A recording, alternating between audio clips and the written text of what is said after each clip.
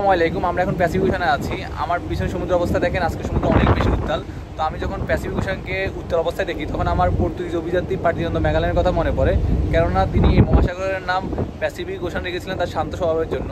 তিনি যখন 1521 সালে এই মহাসাগরে পৌঁছান তখন তিনি অনুকূল বাতাসের সম্মুখীন হন এবং তার কাছে এই মহাসাগরটিকে শান্ত মনে হয়েছিল। এই জন্য তিনি এই মহাসাগরের নামকরণ করেন মার প্যাসিফিকো। পর্তুগিজ এবং স্প্যানিশ ভাষা যার অর্থ হলো শান্ত সমুদ্র। ফার্দিনান্দো ম্যাগালান এই মহাসাগরের নাম প্যাসিফিক ওশান রেখেছিলেন তার শান্ত স্বভাবের জন্য। তবে এই মহাসাগরটি সবসময় শান্তশিষ্ট নয়। বিশেষ করে গ্রীষ্মের শেষের দিকে এখানে ঘূর্ণিঝড়ের ক্রিয়াকলাপ ব্যাপকভাবে বেড়ে যায়, যখন উপরের তাপমাত্রা এবং সমুদ্রপৃষ্ঠের তাপমাত্রার মধ্যে পার্থক্য বেশি থাকে। আগস্ট এবং সেপ্টেম্বর মাসের দিকে গ্রীষ্মমণ্ডলীয় ঘূর্ণিঝড় অববাহিকাগুলো বেশি সক্রিয় থাকে। এই মহাসাগরের দুটি সক্রিয় ঘূর্ণিঝড় অববাহিকা হলো উত্তর পশ্চিম মহাসাগরীয় অঞ্চল এবং পূর্ব অঞ্চল। আমরা এখন প্যাসিফিক ওশান হয়ে অস্ট্রেলিয়া থেকে চীনে যাচ্ছি। গত 20 থেকে 25 দিন আগেও আমরা প্যাসিফিক ওশান পাড়ি দিয়েছি। তখন প্যাসিফিক ওশান আসলে অনেক শান্তশিষ্ট ছিল। তো ওই সময় আমি প্যাসিফিক ওশান নিয়ে অনেকগুলো ভিডিও করেছি, এমনকি প্যাসিফিক ওশানের ইতিহাস এবং ঐতিহ্য নিয়েও কথা বলেছি। আপনারা যারা সেই ভিডিওটি মিস করেছেন চাইলে ভিডিওটি দেখে নিতে পারেন। তো এখন আসলে প্যাসিফিক ওশানের যে রূপটা দেখছি এটা আসলে প্যাসিফিক ওশানের অ্যাকচুয়াল রূপ নয়। প্যাসিফিক ওশান ম্যাক্সিমাম সময় শান্তশিষ্ট থাকে, তবে মাঝে মাঝে এমন উত্তাল হয়ে যায়।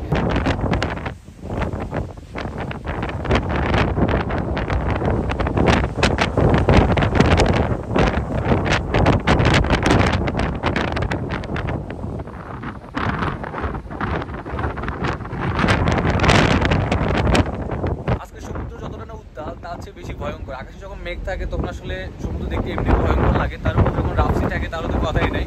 গত দুদিন ধরে আসলে আমাদের ওইটা একটু রাফ ছিল, প্রচুর রোলিং পিচিং হচ্ছিল, তার উপর শিপের স্পিডের অভাব হচ্ছিল এর কারণে আর কারেন্টের কারণে।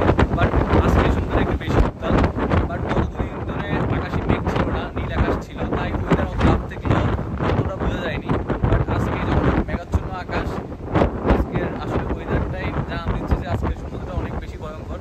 একটু দেখেন আপনারা, কালকে রাত থেকে আসলে বৃষ্টি হচ্ছে, আজকে সকালেও বৃষ্টি হয়েছে।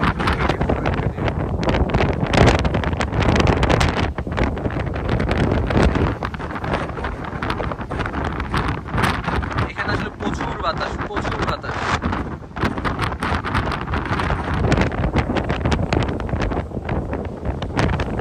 এরকম উত্তাল সমুদ্র দেখে আমরা এরকম ওয়েদারের সাথে হ্যাবিচুয়েটেড। আমি আমার ম্যাক্সিমাম ভিডিওতে বলি, যখন আমি রাফসি নিয়ে ভিডিও আপলোড করি সবগুলো ভিডিওতে আমি বলি যে এরকম ওয়েদারের সাথে আমরা হ্যাবিচুয়েটেড।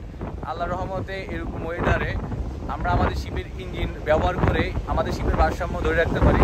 সো এটা আমাদের কোনো প্রবলেম হয় না। জাস্ট যখন ওয়েদার রাফ থাকে তখন আমাদের শিপের স্পিড ড্রপ হয়, বেশি কিছু প্রবলেম হয় না। তো রোলিং পিচিং হলে আমাদের একটু মাথা ব্যথা করে, একটু অশান্তি লাগে, বা আবার অনেকের ভালো ঘুম হয়, কিন্তু আমার কিন্তু ঘুম হয় না। তো আসলে এগুলা কিছুই না, এগুলো আমাদের জীবনের একটা অংশ।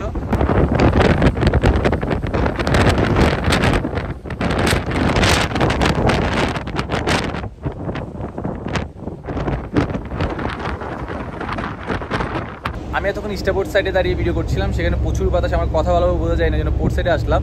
তো আমরা এখন অস্ট্রেলিয়া থেকে চীনে যাচ্ছি। আমাদের শিপে কার্গো হিসেবে আছে কয়লা, 80,000 টন কয়লা নিয়ে আমরা চীনে যাব, সেখানে রিসার্চ করব। তো এই বয়সে আমাদের প্রায় 15 দিনের মতো সময় লাগছে। আমরা এখন আসলে চীনের সাউদার্ন একটা পোর্টে যাচ্ছি, ওই জন্য একদিন সময় কম লাগছে। বাট আমরা যদি নর্থে যেতাম তাহলে আরেকদিন বেশি সময় লাগতো।